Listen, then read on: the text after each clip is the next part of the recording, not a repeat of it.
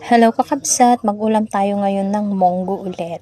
Kasi nga mayroon akong leftover na lechon ng manok na ulam ko nung nakaraan. Kaya napag-isipan ko magpakulo ng isang baso ng monggo at yun ang ihalo ko.